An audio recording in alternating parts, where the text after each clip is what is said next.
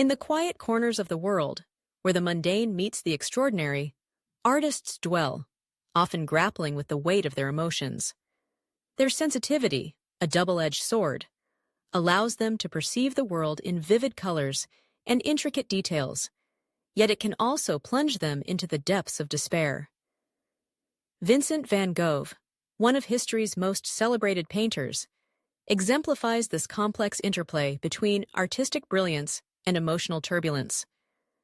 His life was a tapestry of beauty and tragedy, woven together by an intense sensitivity that both inspired his masterpieces and led him to the brink of madness. Van Gogh's temper was notorious, a manifestation of his internal chaos. He was a man who felt deeply, whose emotions surged like a tempest within him. This sensitivity often left him at odds with the world around him. Friends and family struggled to understand his artistic fervor, and society, with its rigid expectations, seemed to conspire against him.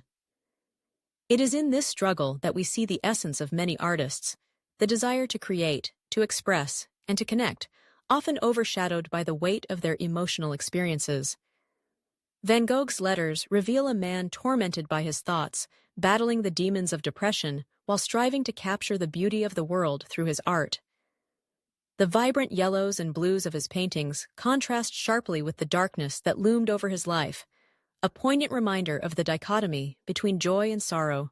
As we reflect on the journeys of artists like Van Gogh, we cannot ignore the broader question of mental health and the tools available to navigate these turbulent waters. The conversation around antidepressants has gained traction in recent years, with many advocating for their use as a means to stabilize mood and enhance quality of life.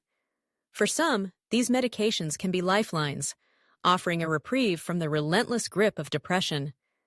Yet, the decision to medicate is deeply personal and complex, particularly for artists who often fear that such interventions might dull their creative edge.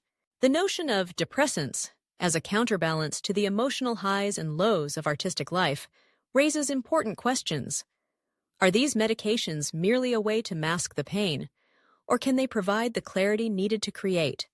For many artists, the struggle is not just with the weight of their emotions, but also with the societal pressures to conform to a narrative of relentless positivity, toxic positivity, the belief that one should always maintain a positive mindset regardless of circumstances, can be overwhelming.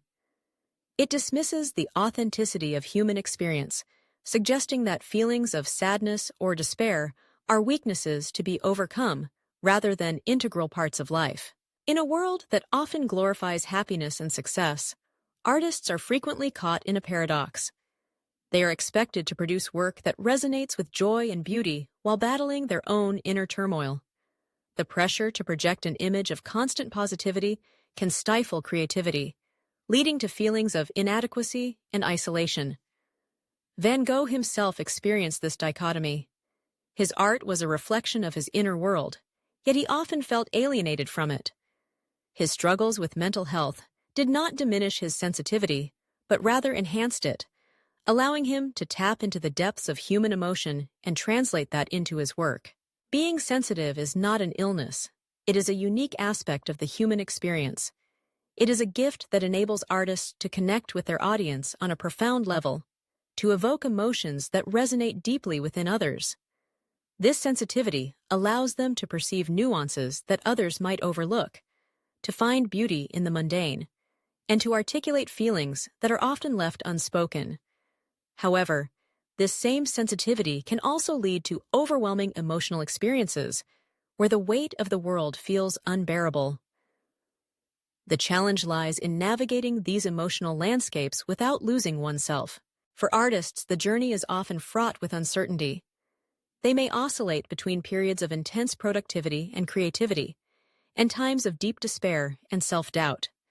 The fear of being misunderstood or dismissed can exacerbate feelings of isolation, leading to a spiral of negative thoughts.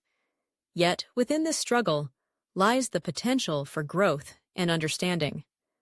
Artists who embrace their sensitivity can find strength in vulnerability, using their experiences to fuel their creativity and connect with others.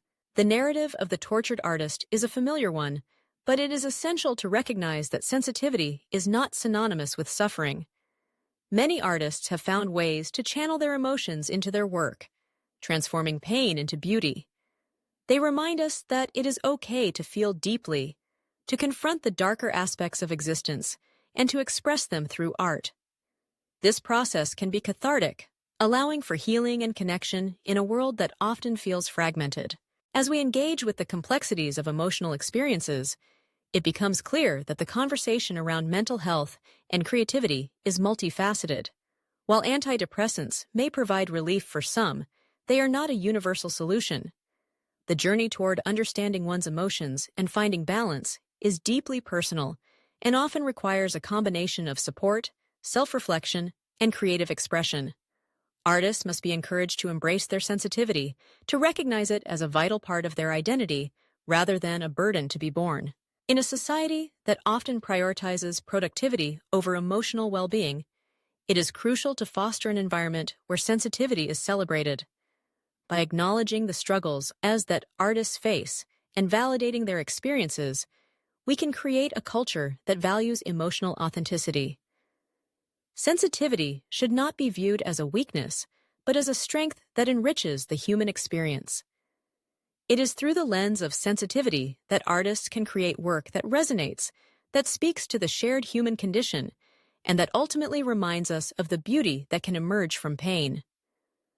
In this delicate dance between emotion and creativity, we find the essence of what it means to be human.